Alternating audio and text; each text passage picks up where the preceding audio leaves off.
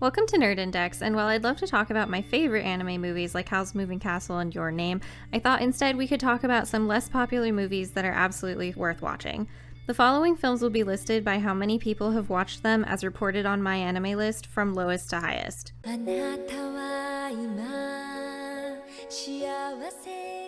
Sing a Bit of Harmony is based in the near future and follows Satomi as she tries to make sure her mother's top secret AI robot doesn't get discovered at school. This movie is also a musical, and Shion's singing is pretty to listen to and does a good job moving the plot along. She's not perfectly fitting in and masking as a human, and so through Satomi helping her, they gather a friend group together who begin to care about Shion as a person instead of as a robot. But what Shion cares about most is making sure Satomi is happy, which gets the group into quite a few silly situations. And the relationship between Satomi and her mom is very real and multi-layered. The movie also goes fairly in-depth about the technology without going too far into the weeds, and it feels very grounded in reality. Each character's personalities and reactions also feel like they come from lived experience, which just makes the Dark Night of the Soul arc all the more sad because the movie is made in such a way that you feel like you're right there with them. Then watching everyone rally together at the end and basically execute a heist was interesting and dramatic. Sing a Bit of Harmony may not go super in-depth or introspective about the implications of AI technology, but it is definitely enjoyable. This is a quirky movie that gives you a feel-good vibe when you walk away from it.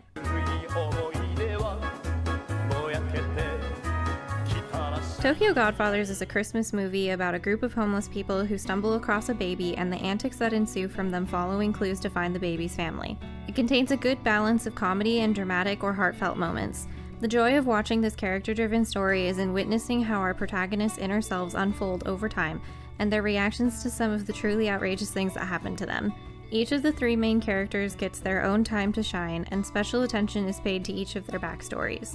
Not only do you get to know the characters, but you also get to know the city as they journey high and low to return Kyoko to her family.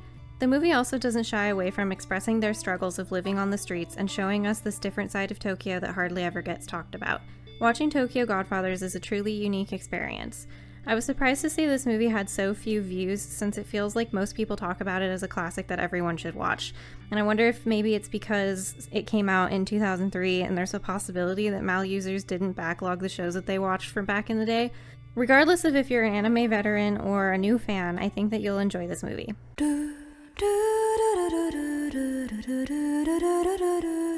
Suzume is about a girl who gets swept into a supernatural mission to save Japan from devastating natural disasters by closing portals around the country. But Suzume is also about being a part of something bigger than yourself while also showing how much power and strength a single person can have. It's a reflection on the 2011 Fukushima earthquake, as director Shinkai has said in interviews, and reminding viewers not only of the horrors of natural disasters, but also the resilience of humans. At its core, this movie is a coming-of-age story, and so as Suzume travels across Japan to close the portals, she meets many people who give her new perspectives and help her come to terms with the trauma of her past. Each new person is also instrumental in getting her physically to the next portal to a close, which felt like it built a real sense of community around her. I do wish that the romance elements had been a little stronger, but age gap relationships are a delicate situation, and the stakes of the movie were so high that it makes sense that there wasn't much room to develop that aspect. And with this being a Shinkai film, the animation and sound designs are beautiful and moving. Daijin's character growth throughout the movie is also very interesting, as it evolves based off of Suzume's perception of the cat instead of Daijin personally changing behavior over time. This leads to a rather heartbreaking moment between the two characters once Suzume learns to accept him.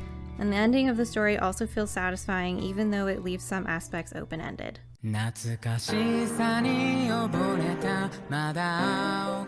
Josee the Tiger and the Fish is about a disabled girl named Kumiko and the boy who her grandma hires to help her, Tsuneo. This movie focuses on hardship and can be fairly depressing to watch, as well as being a decent tearjerker. Depending on how you handle stress, you may want to watch this when you're in a strong place. It seems as if everything possible that could go wrong for these characters does, either in their past or throughout the film. So Kumiko is understandably disgruntled in the beginning, but Tsuneo helps bring her out for new experiences and see the world from a new perspective. And as their struggles continue, they hold on to their dreams to see them through it, whether it be drawing or deep-sea diving.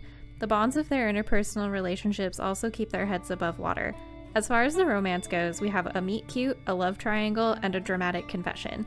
But they do the classic anime and manga thing where the couple ends up long distance, which I always hate. And I just want to take a moment to say that her grandma's house is so comfy and magical, plus there's a cute cat. Overall, the ending does leave you with some feel-good vibes so that you don't feel completely gutted by the movie, and it's made by Studio Bones, so every aspect of the film is top quality.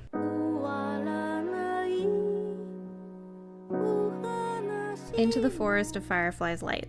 This is a story about a girl named Hotaru who travels to a relative's house every summer and the nearby forest where she befriends a yokai boy named Gin. We see her grow and return to the forest throughout the years, and their feelings evolve over time. I believe this anime is a metaphor about the loss of your childhood innocence, because what are yokai and folklore really besides metaphors for human desires and fears? It was also reminiscent of the near universal experience of childhood imaginary friends. The movie captures the magic of summer break well, but maintains an overall bittersweet atmosphere. I watched it when it first came out, and I was around the same age as Hotaru is at the end of the movie. This definitely impacted my experience in my first viewing, and I empathized with her a lot. The mystique of Gin's character was an aspect that kept me intrigued instead of frustrated, and the explanation of his backstory also felt satisfying. And now rewatching it as an adult, I feel like I better understand Gin's feelings of isolation and how he could become so enamored with a human who gives him the insight into a life that he never had a chance at, and how he could be tempted to end his pseudo-existence as a spirit just to experience the warmth of human connection.